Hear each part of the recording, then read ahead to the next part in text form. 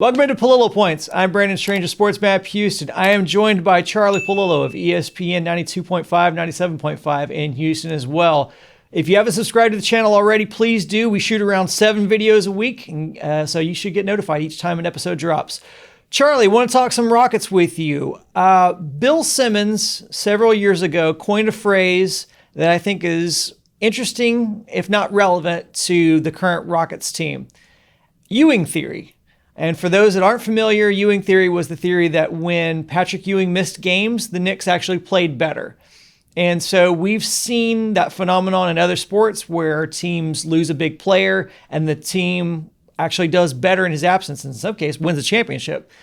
Before the Rockets traded James Harden this season, the team was 3-6. Since the trade, they are 6-3 so far, and as of this recording, are on a 5-game winning streak. And also, in addition to all that, statistically have the best defense in the league since the trade. So, Charlie, is the Rockets' success so far addition by subtraction?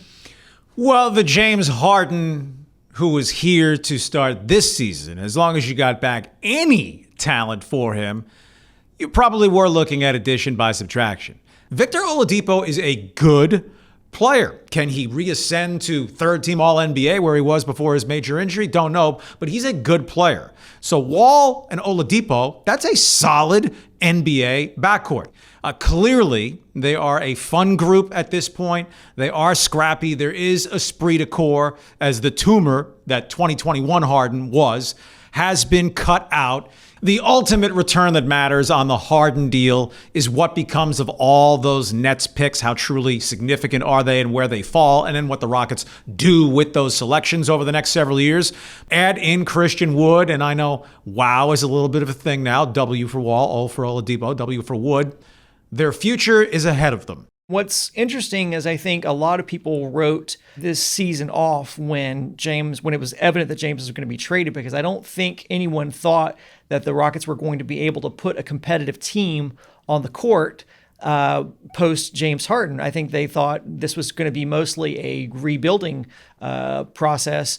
And so I want to get into Rafael Stone because he was kind of thrown into the fire here. Westbrook and Harden both demanded trades. Both players were challenging to move for different reasons.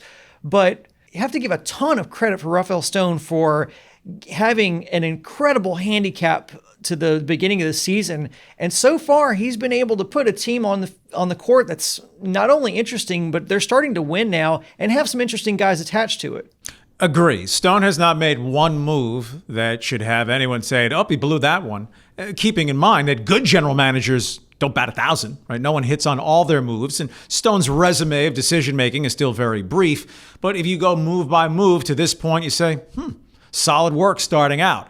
Again, we don't know what those picks will ultimately turn into for the Rockets meaningfully on the court.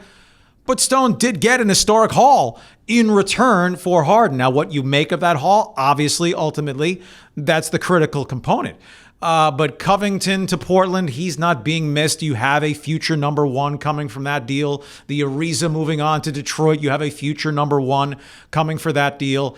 And in the Harden talks, if it wasn't the big deal for Ben Simmons, if you were just going to get a bunch of role players, if they decide that Oladipo's a meaningful piece going forward, Christian Wood at 25 has been a revelation. That's looking like a tremendous value signing at 3 years, $41.5 million or $40.5 million. There needs to identify a really good forward to add to this roster. I wouldn't think it's within this season that they can acquire that type of player, but going forward, that ultimately becomes job one for Rafael Stone.